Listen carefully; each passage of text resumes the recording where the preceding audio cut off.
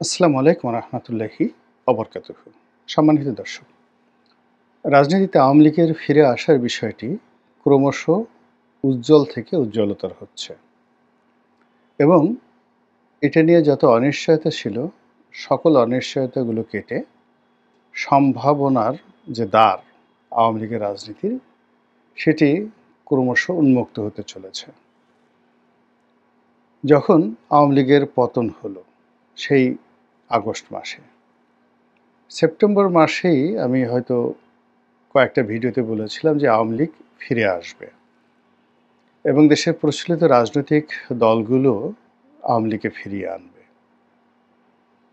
আমি অনুমান করেছিলাম যে আওয়ামী লীগের সঙ্গে জামাতের একটা বন্ধন তৈরি হবে এবং জামাতের একটা গ্রিন সিগন্যাল থাকবে, সঙ্গে সঙ্গে সরকারেরও গ্রিন সিগন্যাল থাকবে এবং সেটা নিয়ে আওয়ামী লীগ মাঠে নামবে। অন্যদিকে জামাত বিরোধী যে ইসলামী সংগঠনগুলো তারা বিএনপির সঙ্গে থাকবে এবং হাড্ডাহাড্ডি লড়াই হবে রাজনীতির ময়দানে। এখন পুরো বিষয়টা এলোমেলো হয়ে গেছে। এক পক্ষ মনে করছে যে জামাতের সঙ্গে আওয়ামী লীগের সম্পর্ক তলে তলে হয়ে গেছে, আর অপর পক্ষ মনে করছে যে বিএনপি মূলত ভারতের পরামর্শে আওয়ামী লীগকে একটা ওয়াক ওভার দিচ্ছে বা আওয়ামী লীগকে একটা সুযোগ করে দিচ্ছে। ঘটনা যাই হোক না কেন সেটি নিয়ে আরেকটু পরে আলোচনা করব, কিন্তু ইতিমধ্যে যে লক্ষণগুলো আমরা দেখতে পাচ্ছি সেই লক্ষণগুলো নিয়ে কিছু কথা বলা আবশ্যক। প্রথম লক্ষণ হলো ঢাকার রাস্তায় আওয়ামী লীগের ঝটিকা মিছিল, একাধিক ঝটিকা মিছিল।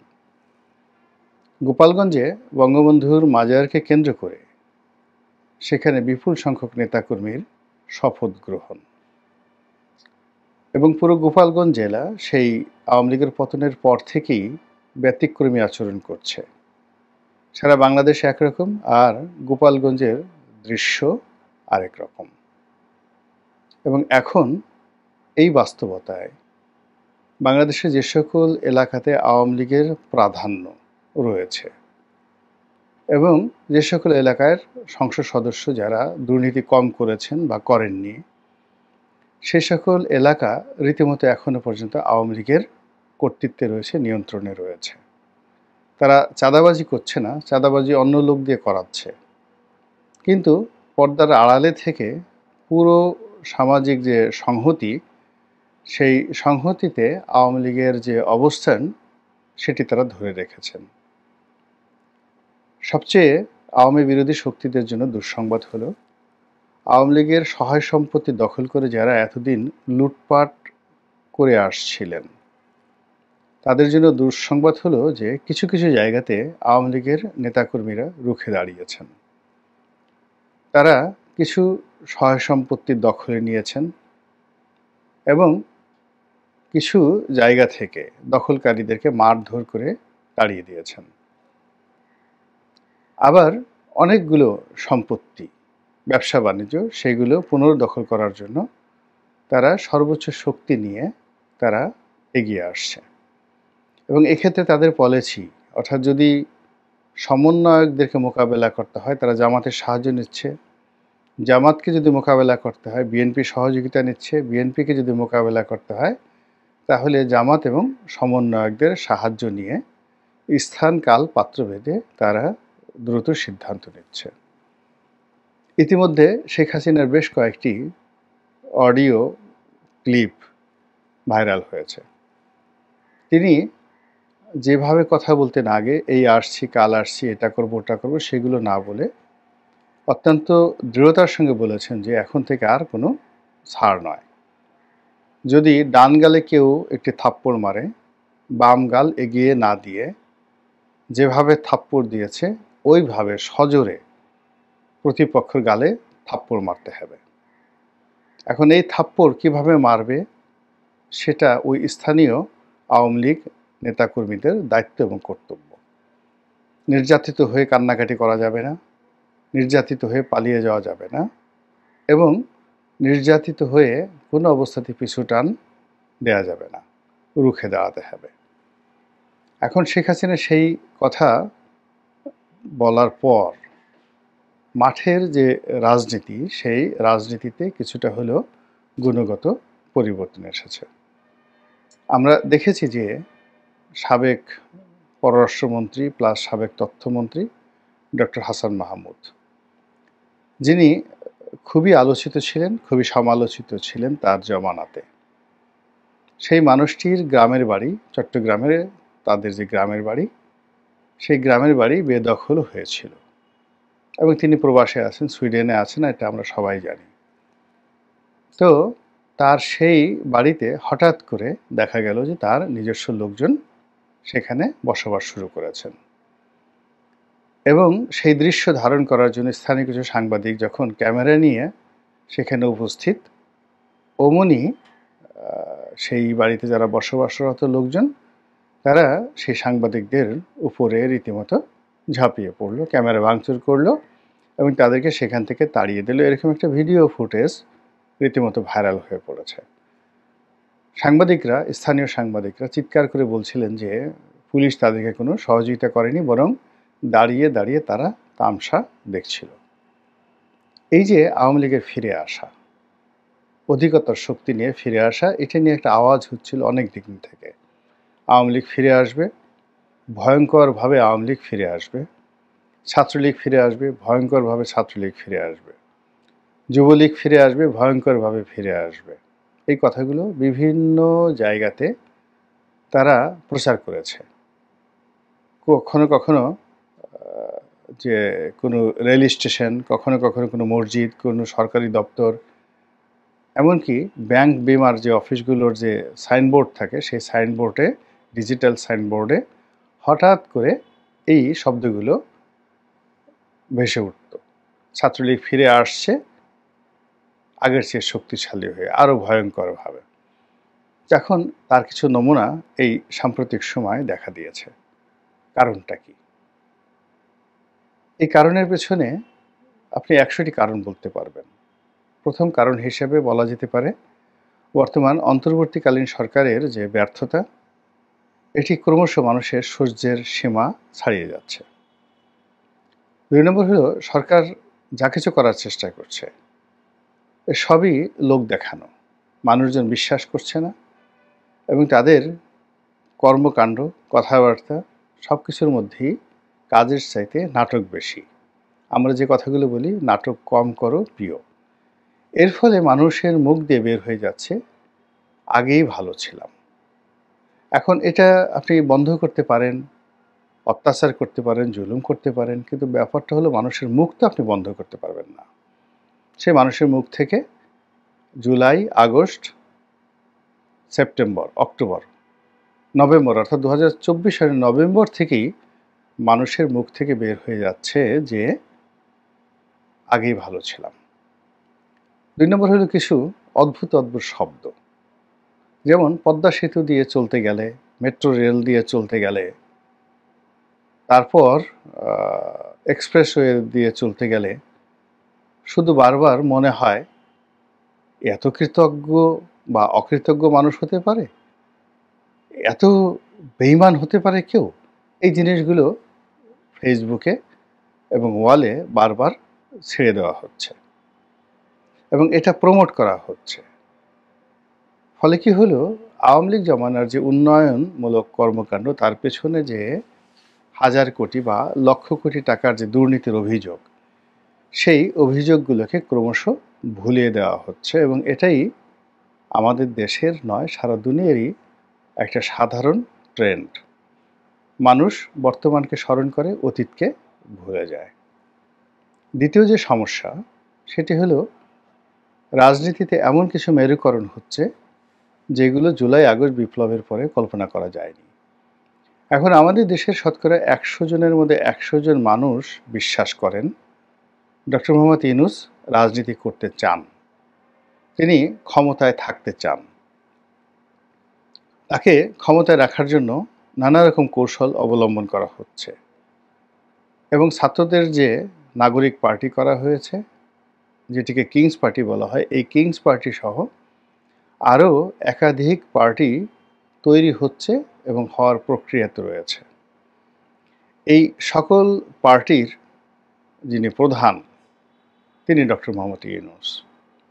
এটি জনগণ স্বাভাবিকভাবে নিতে পারছেন না একটা অংশ। আরেকটি অংশ মনে করছেন যে আওয়ামী লীগ, বিএনপি, ধানের শীষ, নৌকা মানে একই। তারা আরও বাজে কথা বলছে, যেটা আমি বলতে পারবো না, আরও বাজে কথা বলছে। তারা সজীব ওয়াজেদ জয় বা তারেক রহমান সাহেব যিনি আর রয়েছেন, এদের দুজনের মধ্যে কোনো মৌলিক পার্থক্য তারা দেখতে পান না। বেগম খালেদা জিয়া বা শেখ হাসিনার মধ্যে তেমন মৌলিক পার্থক্য দেখতে পান না।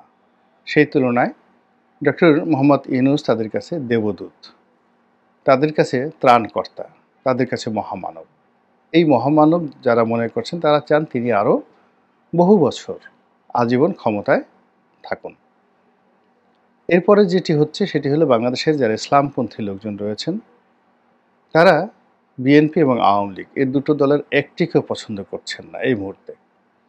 যত মাদ্রাসা পড়ুয়া, ছাত্র, ছাত্রী, শিক্ষক, কর্মচারী তাদের সংখ্যা যদি ১ কোটি হয়, এই ১ কোটি লোকই এখন আওয়ামী লীগ বিএনপির পরিবর্তে তারা চাচ্ছে ডক্টর মোহাম্মদ ইউনূস ক্ষমতায় থাকুক।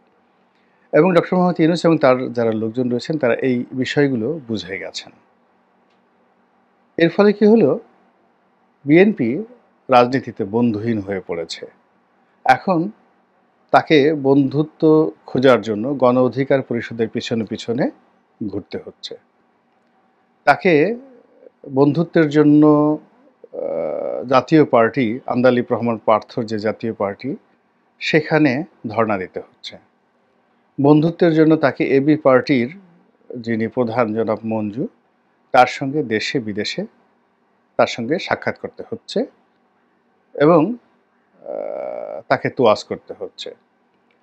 বিএনপি বন্ধুত্বের জন্য আসম আব্দুর রব, মাহমুদুর রহমান মান্না এবং কর্নেল অলি সাহেবের দল থেকে বের হয়ে আরেকটা যে বিকল্প আলাদা যে এলডিপি করেছে জনাব সাদাত হোসেন সেলিম, জনাব সেলিম সাহেবকেও বিএনপিকে পাত্তা দিতে হচ্ছে এবং এদের সবার সঙ্গে সমঝোতা করে আসন ভাগাভাগি করে তাদের সঙ্গে একত্র রাজনীতি করার জন্য চেষ্টা করা হচ্ছে। কিন্তু বাস্তবতা হলো যে বাংলাদেশের রাজনীতিতে আওয়ামী লীগ, জামাত, জাতীয় পার্টি এই তিনটি রাজনৈতিক দলগুলোর যে ভিত্তি রয়েছে, এদের সমপর্যায়ের অন্য কোনো রাজনৈতিক দলগুলোর ওরকম কোনো ভিত্তি নেই। দ্বিতীয়ত, যারা ভোট ব্যাংক হিসেবে কাজ করে, যে সকল ইসলামী সংগঠন, বিশেষ করে পীর মুর্শিদ কেন্দ্রিক মাজারগুলো রয়েছে, তাদের খাদেম যারা আছেন বা গদিনশীন পীর যারা আছেন, তাদের একটা বিরাট অংশের সঙ্গে এখন আওয়ামী লীগেরই সম্পর্ক ভালো আছে এবং তারা কোনো অবস্থাতেই আওয়ামী লীগকে ছাড়তে চাচ্ছে না। আর রাজনৈতিক সংগঠন হিসেবে হেফাজতের দুটো ভাগ হয়ে গেছে, একটি ভাগ এখন পর্যন্ত একেবারে শেখ হাসিনার জন্য জীবন প্রাণ দিয়ে তারা লড়াই করতে প্রস্তুত। আর অপর অংশটি যারা শেখ হাসিনা বিরোধী, তারা ডক্টর মোহাম্মদ ইউনূসের সহযোগিতা পাচ্ছেন না, বিএনপির ডাক পাচ্ছেন না, এমনকি অন্যান্য ছোট ছোট যারা পার্টি তাদেরও ডাক পাচ্ছেন, অথচ সংগঠন হিসেবে এরা যথেষ্ট শক্তিশালী। অন্যদিকে আওয়ামী লীগের দীর্ঘদিনের পুরনো বন্ধু কমিউনিস্ট পার্টি, জাসদ, বাসদ, যে নামেই থাকুক না কেন, তারা সবাই মনে প্রাণে দিল্লিমুখী হয়ে আছে, এতে কোনো সন্দেহ নেই। প্রথম আলো, ডেইলি স্টারের মতো বাংলাদেশের যে সকল পত্রপত্রিকা, যাদের সঙ্গে শেখ হাসিনার ব্যক্তিগত সম্পর্ক খুব খারাপ ছিল, কিন্তু এই দুটো পত্রিকা সবসময় দিল্লির যে পলিটিক্যাল পলিসি বা পলিটিক্যাল থিওলজি, এই বিষয়গুলো তারা ধারণ করে। তো এখন এই সময়টিতে তারা দিল্লির যে পারপাস সার্ভ করছে, আর অটোমেটিক্যালি তাদের সমস্ত কর্মকাণ্ড আওয়ামী লীগের জন্য ইতিবাচক ফল বয়ে নিয়ে আসছে। এর ফলে আওয়ামী লীগবিহীন বাংলাদেশে রাজনীতির মধ্যে অন্তত 10টি পরস্পর বিরোধী শক্তি দাঁড়িয়ে গেছে। তারা কেউ এককভাবে সফল হতে পারবে না, কেউ কাউকে ক্ষতি করতে পারবে না, কিন্তু নিজেরা নিজেদের ক্ষতি করতে পারবে। আর এই অবস্থায় রাজনীতিতে ভারসাম্য আনার জন্য আওয়ামী লীগের উপস্থিতি জরুরি হয়ে পড়েছে, ইতিবাচক অর্থে, নেতিবাচক অর্থে। এখন আওয়ামী লীগ সেটা কিভাবে নেবে, কার সাথে আসবে, কার সাথে থাকবে, সেটা পরের ব্যাপার। কিন্তু যেহেতু একটা প্রাজ্ঞ দল, অভিজ্ঞ দল এবং বহু ঘাত প্রতিঘাত তারা অতিক্রম করে এসেছে গত ৭০ বছরে, তো কাজেই তারা এই সুযোগটিকে কাজে লাগাচ্ছেন এবং কাজে লাগিয়ে ঢাকা শহরে যে ঝটিকা মিছিলগুলো করছেন তা আওয়ামী বিরোধী যারা শক্তি, বিশেষ করে যারা ছাত্র সংগঠন, যারা ছাত্র নেতৃত্ব, এই জুলাই আগস্ট বিপ্লবের যারা অধিকর্তা, তাদের মনে রীতিমতো আতঙ্ক ধরিয়ে দিয়েছে। কিন্তু লাভ হবে না। লাভ হবে না এই কারণে যে এই আতঙ্ক বা আতঙ্কিত হওয়া দুটোই কিন্তু দুর্বলতার লক্ষণ। আর সাহস এটি একটা ভাইরাসের মতো, একবার বাড়তে থাকলে এটা ক্রমশ বাড়তেই থাকে। তো যেহেতু আওয়ামী লীগের যারা লোকজন রয়েছে তারা এখন কথা বলছে, রিকশাওয়ালা গালি দিয়ে কথা বলছে, ঠেলাওয়ালা কথা বলছে, সাধারণ মানুষ কথা বলছে এবং আওয়ামী লীগের যারা নেতাকর্মী তারাও বিভিন্ন হাল ধরে, সুরত ধরে তারা কথা বলছে এবং রাস্তায় নেমে আসছে। ফলে মনে হচ্ছে আওয়ামী লীগকে যেভাবে সরকার মোকাবেলা করতে চেয়েছিল অত সহজে মোকাবেলা করাটা সম্ভব হচ্ছে না। আল্লাহ আমাদের সবাইকে হেদায়েত দান করুন এবং হেফাজত করুন। আসসালামু আলাইকুম ওয়া রাহমাতুল্লাহি ওয়া বারাকাতুহু।